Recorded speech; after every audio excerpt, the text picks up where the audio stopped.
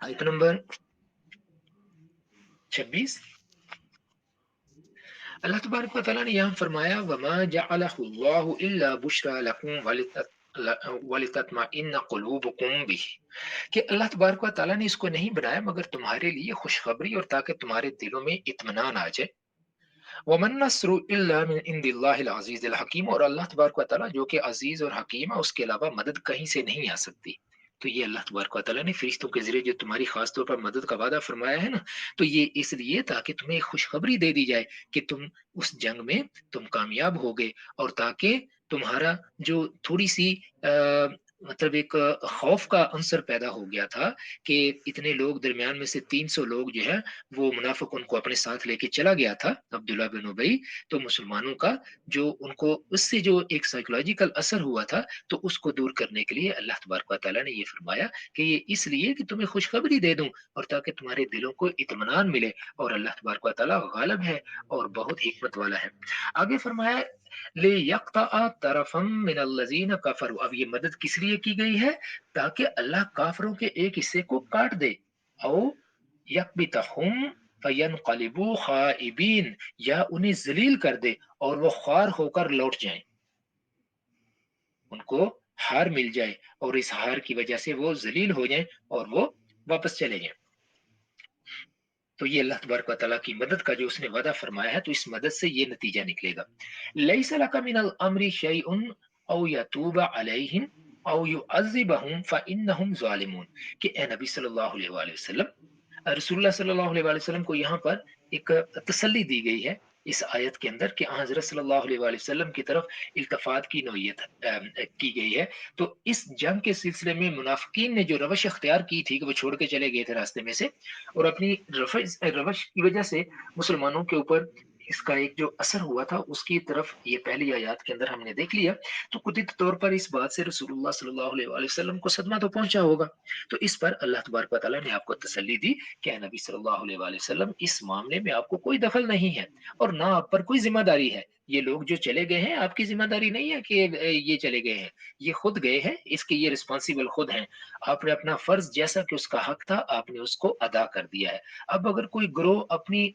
जानबूझकर अपने ऊपर कोई जुल्म करता है, तो इसका आप गम मत कीजिए, इसका मामला अल्लाह तबारक व तआला के हवाले कर दीजिए। अब अल्लाह तबारक व तआला अगर चाहेगा तो इनकी तौबा कबूल कर लेगा, इनमें से जिन लोगों ने तौबा की उनकी तौबा अल्लाह कबूल कर लेगा, और अगर अल्लाह चाहेगा तो तौबा के बाद इनको माफ कर देगा, और अगर अल्लाह चाहेगा तो इन लोगों को सजा देगा। इनमें से जो लोग तौबा नहीं करेंगे और जो लोग अपने इस अमल के ऊपर पछताएंगे नहीं, अल्लाह तबारक व तआला फिर उनको सजा देगा। तो है नबी सल्लल्लाहु अलैहि वसल्लम, आपको इस मामले में फिक्र करने की कोई जरूरत नहीं है। और आगे फरमाया कि ये मामला किस लिए है, वलिल्लाहि मा फिस समावाति व मा फिल अर्द, कि आसमानों के अंदर और जमीन के अंदर जो कुछ भी है तो सारा अल्लाह का ही। तो इसलिए वो जिसको चाहे वो बख्शे, जिसको चाहे यगफिरु लिमन यशाओ, जिसको चाहे बख्श दे, व युअज़्ज़िबु मन यशाओ, और जिसको चाहे वो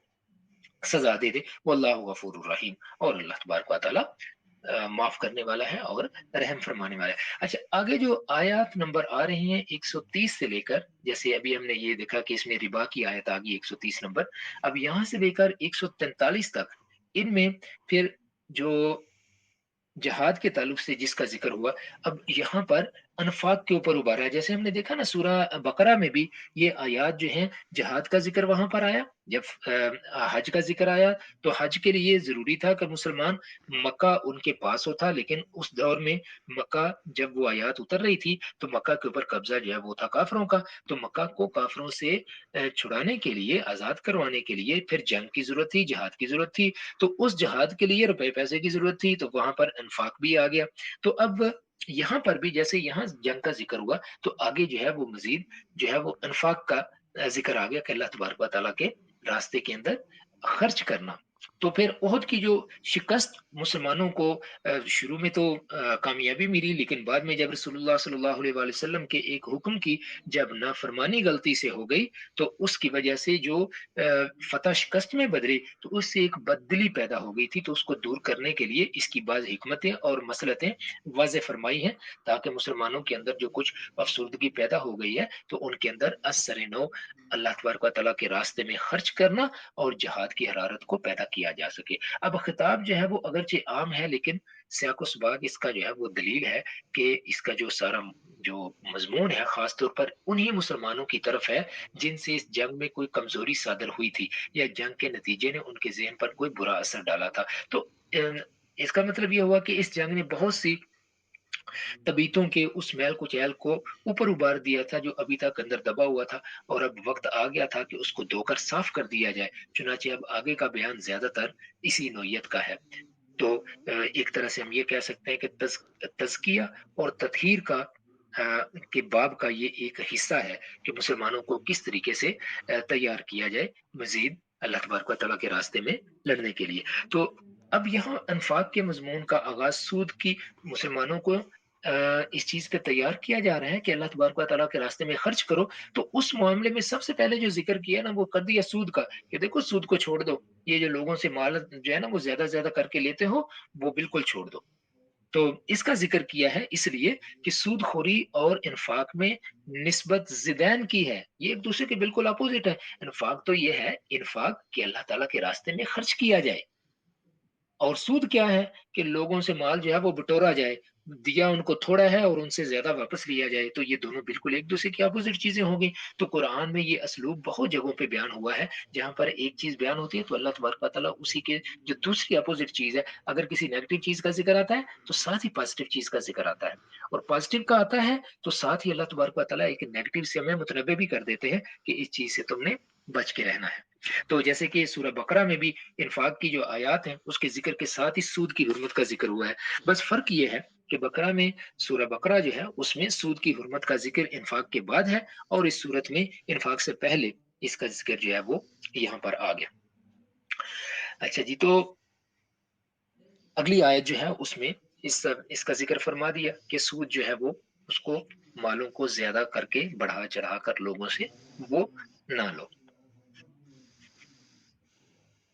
تو بلکہ کیا ہے اللہ تبارک و تعالیٰ اس چیز کی تلقین فرماتے ہیں مسلمانوں کو کہ تم نیکی میں آگے بڑھو، اللہ تبارک و تعالیٰ کے راستے میں خرچ کرو، بجائے اس کی کہ سود لو اور لوگوں کا پیسہ جو ہے وہ بٹورو۔ کیا ہے کہ تم لوگ لوگوں کے اوپر پیسہ خرچ کرو، جن لوگوں کو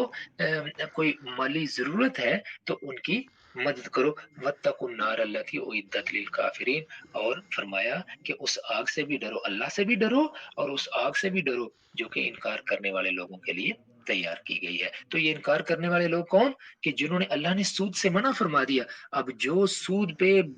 پھر بھی کھائیں گے اللہ کے منع کرنے کے باوجود، تو ان لوگوں نے انکار کر دیا، انہوں نے کفر کیا، تو یہ کفر جو ہے یہ ان کو آگ کے اندر لے جائے گا، جہنم کی آگ کے اندر، کہ اللہ کے حکم کی انہوں نے نافرمانی کی۔ وَأَطِيعُوا اللَّهَ وَالرَّسُولَ لَعَلَّكُمْ تُرْحَمُونَ۔ اب یہاں پر اللہ تبارک و تعالیٰ نے اس بات کو ساری کو مجتمع فرما دیا کہ دیکھو اللہ کی بات کو مانو، اللہ کے نبی صلی اللہ علیہ وآلہ وسلم کی بات کو مانو، اور یہی ایک طریقہ ہے جس کے ذریعے تمہارے اوپر رحم کیا جائے گا۔ اگر تم چاہتے ہو کہ تمہارے اوپر رحم کیا جائے تو اللہ اور اللہ کے رسول صلی اللہ علیہ وآلہ وسلم کی بات کو مانو۔ اللہ تبارک و تعالیٰ ہمیں قرآن پاک کو صحیح طرح سے پڑھنے، سمجھنے اور اس پہ عمل کرنے کی توفیق عطا فرمائے۔ جزاکم اللہ خیرا۔ السلام علیکم ورحمۃ اللہ وبرکاتہ۔